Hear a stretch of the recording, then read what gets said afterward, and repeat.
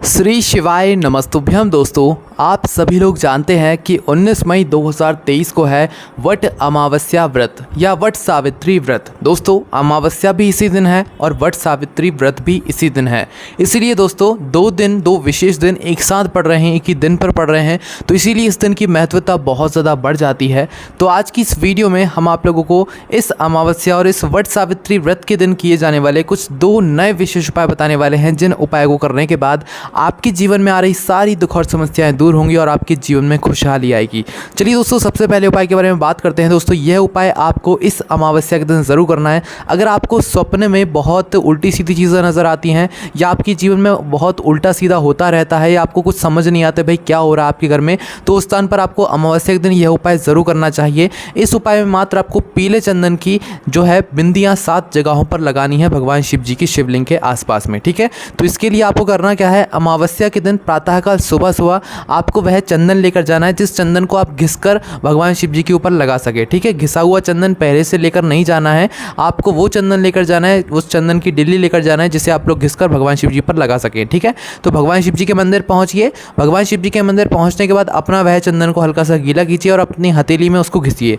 घिसने के बाद जैसे ही आपका थोड़ा बहुत चंदन घिसा जाए, उसके बाद आपको करना क्या है, इसी चंदन से जो है आपको भगवान शिव जी की शिवलिंग के ऊपर 7 जगहों पर बिंदी लगानी है, जो कि हम आपको बताते हैं किस किस स्थान पर। सबसे पहले दोस्तों, आपने चंदन घिस लिया, पीला चंदन घिस लिया। इस चंदन को घिसने के बाद अपनी एक उंगली में लगा लो। इस उंगली को अब आपको 7 जगहों पर इसी उंगली से भगवान शिव जी की शिवलिंग के ऊपर चंदन लगाना है। सबसे पहले तो भगवान शिव जी की शिवलिंग के ऊपर टीका लगा देना है, मतलब टीके जैसे ही आप लोग बिंदी लगा रहे हो, जो भी लगा रहे हो, उस चंदन का आपको भाग लगाना है। ठीक है, सबसे पहला जो स्थान है भगवान शिव जी की शिवलिंग के ऊपर पहला बिंदी लगा दो। उसके बाद दोस्तों जो दूसरा स्थान है वो है गणेश जी का स्थान, जो कि जलाधारी के राइट भाग में होगा, दूसरी बिंदी वहाँ पर लगा दो। तीसरा स्थान है कार्तिकेय जी का स्थान, जो कि जलाधारी के लेफ्ट भाग में होगा, तीसरी बिंदी वहाँ पर लगा दो। चौथी जो बिंदी आप लोग लगाओगे वो माता अशोक सुंदरी वाले स्थान पर लगाओगे, जो कि जलाधारी के बिल्कुल बीचों बीच का जो स्थान होता है वहाँ पर लगाओगे। पांचवी जो बिंदी आप लोग लगाओगे वो भगवान शिव जी की शिवलिंग के ऊपर जो पात्र टंगा हुआ होता है जिससे बूंद बूंद करके जल टपकता है, जिसके अंदर शिव जी की 5 पेटी को स्थान है, जया, विशारा, शामली बारी, दौतरी और देव का स्थान है। इस जल पात्र पर इस बूंद बूंद करके जो जल टपकता है, इस जल पात्र के ऊपर आपको क्या करना है, 5वीं बिंदी लगा देना है। उसके बाद दोस्तों जो 6वीं बिंदी आप लोग लगाओगे वो कहाँ पर लगाओगे, आपने देखा होगा शिवलिंग के सामने एक जलाधारी होती है जहाँ से जल नीचे गिरता है, और शिवलिंग के पीछे भी हल्की सी एक जलाधारी का हिस्सा बचा हुआ होता है, आपने देखा होगा। ठीक है, तो आपको जो 6वीं बिंदी लगानी है वो जलाधारी के मतलब वह जलाधारी पर लगानी है जो कि शिवलिंग के पीछे होती है। शिवलिंग के आगे तो अभी आपने लगा दिया है, तो अब आपको शिवलिंग के पीछे जो जलाधारी का बचा हुआ भाग होगा वहाँ पर जस्ट शिवलिंग के पीछे जो जलाधारी होगी वहाँ पर आपको ये 6वीं बिंदी लगा देनी है।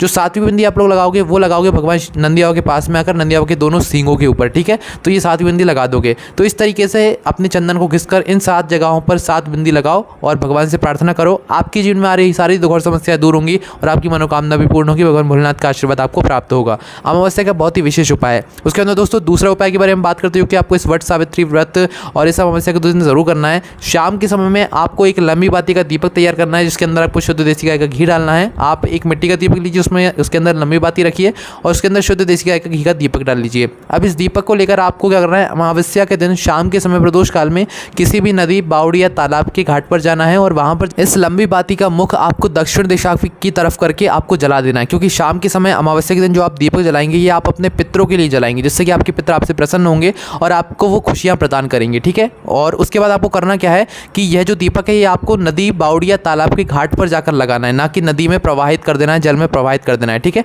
तो वहाँ पर जो भी अच्छा स्थान हो वहाँ पर जाकर इस दीपक को रखना है, उस बाती का मुख दक्षिण दिशा की तरफ करके रखना है, उस दीपक को जला देना है अपने पितरों का स्मरण करते हुए और भगवान भोलेनाथ का स्मरण करते हुए। अगर आपके घर के आसपास कोई भी नदी, बावड़ी या तालाब नहीं है तो आप इस दीपक को अपने घर के रसोई घर में जहाँ पर आपका पीने का पानी रखा जाता है वहाँ पर भी जला सकते हैं। इस बाती का जो मुख होगा वो दक्षिण दिशा की तरफ करके ही रखना है और जब आप इस दीपक को जलाएं तो भगवान भोलेनाथ के नाम का स्मरण करना है और आपको भगवान शिव जी के नाम का स्मरण करना है और साथ ही में दोस्तों अपने पितरों के नाम का स्मरण भी जरूर करना है। तो आप करके देखिए इन उपायों को, आपके निश्चित ही जीवन में बहुत सारी खुशियाँ जरूर आ जाएंगी। कोई भी समस्या है कमेंट करके पूछ सकते हैं। ओम नमः शिवाय, जय भोले बाबा, श्री शिवाय नमस्तुभ्यम।